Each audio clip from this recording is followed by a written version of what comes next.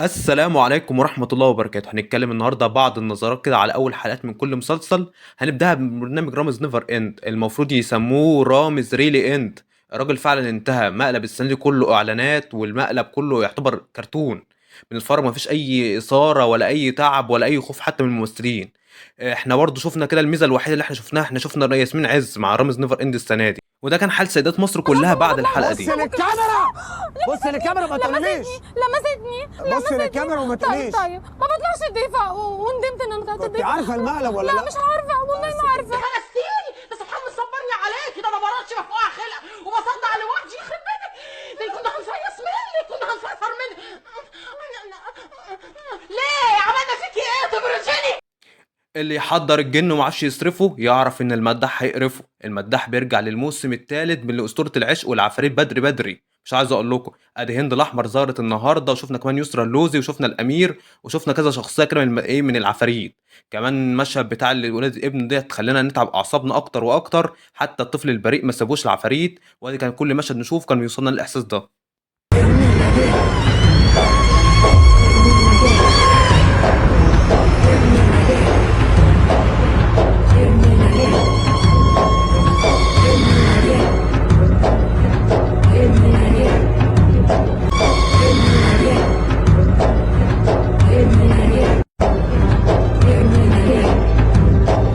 بس بالرغم من الخوف والعفاريت اللي بتظهر طول الوقت، بس المسلسل جميل وممتاز والاحداث سريعه جدا، وكمان حماده هلال مشاعره صادقه جدا في كل مشهد بيعمله. ده اللي مخليه على فكره التوب في كل ايه.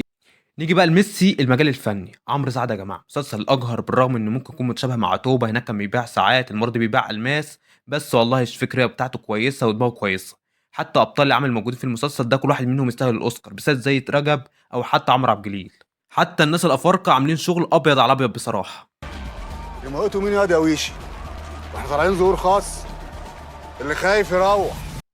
كمان دخلت القصة ودخلت المسلسل عموما، دي كانت أسطورية الصراحة، إنه يهرب من الإصلاحية ويتبنى كمان سيد رجب. دي كانت بداية المسلسل، وبداية كانت تفتح النفس على فكرة. حتى رابل اللي كان لسه أول مشهد عمل مشهد واحد تقريبا في المسلسل ده، بس والله عمل شغل كويس جدا. وعلى فكرة مش أول مرة يظهر مع عمرو سعد، كان ظهر معاه قبل كده في يونس ولد فضة. احلى على الاحلى. من الخديوي لجبر الكوماندا، احمد العوضي بيكسب الرهان ويبرر لنفسه في شخصيه راجل صعيدي، واتكلم صعيدي كويس جدا، بس بالرغم من ردود الافعال اللي زياده عن اللزوم دي اللي كانت مبوظه لشخصيته على فكره. الراجل اهو ما مسك وظيفه تخافش من جديده، الفراق. اول مره اشوف واحد قبل كده بيصطاد وطول ما صقور بينا والكلام من أرض ده.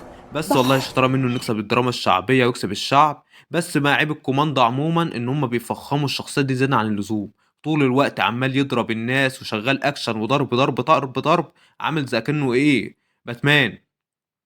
ده اللي عيب شخصية الكوماندا. بس والله شخصيته كويسة جدًا وبيتكلم صعيدي ممتاز بصراحة. كمان تبلوره كده يعني فيه عدم مصداقية على فكرة شُفتها كده في المسلسل ده. يعني مثلًا هو بيتعرّف على مُهرة، شُفنا كده إيه، تحس إن الشخصية مش مناسبة، يعني مش بمجرد إن واحد يشوف على واحدة بيتعرّف عليها ويحبها في نفس الوقت. وكمان شخصية ياسمين عبد العزيز بفتاة مُهرة ديّة على فكرة ديّة أحلى على أحلى بصراحة. وكمان مزوّدة وزن جسمها كده عشان تثبت الشخصية، كانت فكرة ممتازة. كمان تحيّة كده أو توديع النسر توديع الصقر كده للعودة أثناء الرحيل للقاهرة، كان مشهد ممتاز، وعلى فكرة كانت عظمة بجد المشهد ده. نيجي بقى لمسلسل ده سوق شغل كانتو. وغريب سوق فلوس من كانتو ده الناس والحاجة بيفكّرني لازم أمّا تبقى تتسلف قاعد في في مطعم مواعيدها. 5 نجوم وطول الوقت عارفة بيقدّم لك واحدة ما سَلطة. سلمتش في مواعيدها؟ فعلًا.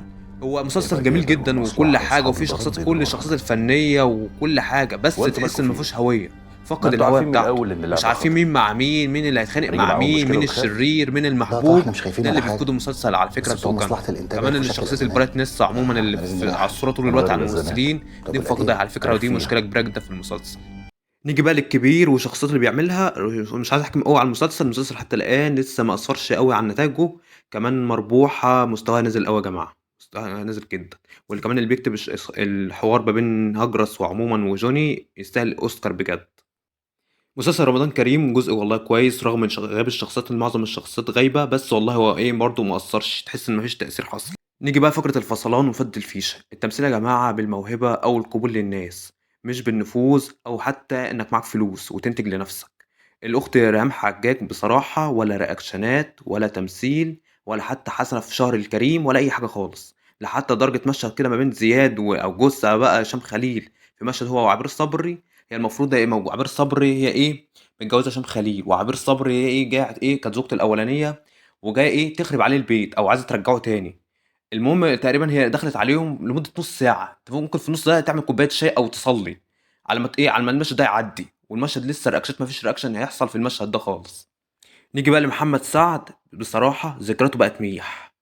شخصية الحناوي اللي عملها، الشخصية اللي التغيُّر ده، يا ريته حتى كان كمّل بشخصية الحناوي الأصلية اللي كان في فيلم كركر على الأقل، كانت على فكرة كانت بتضحّك وكانت شكلها يعني كده كان كُبّارة عن الشكل ده، الشكل ده تحس إنه طالع من فيلم كرتون، مش مقنع خالص إن ده الحناوي، أو حتى كانوا يكمّلوا القصة مثلًا مكان مثلًا كركر كان بيكمّل القصة إنه ما شافوش قبل كده، كان ممكن يكمّل على الإطار ده، مش يجيب فكرة جديدة ويجيب ممثلين جديد ويجيب مُخرج على لسه على قدّه ويحط الإفيهات بنَفْسه، ضيّع نَفْسه محمد سعد في الوقت ده. نختم بقى الفيديو بتاعنا النهارده بجعفر العمدة. جعفر العمدة هو مسلسل على فكرة كويس، على فكرة حتى الآن كويس.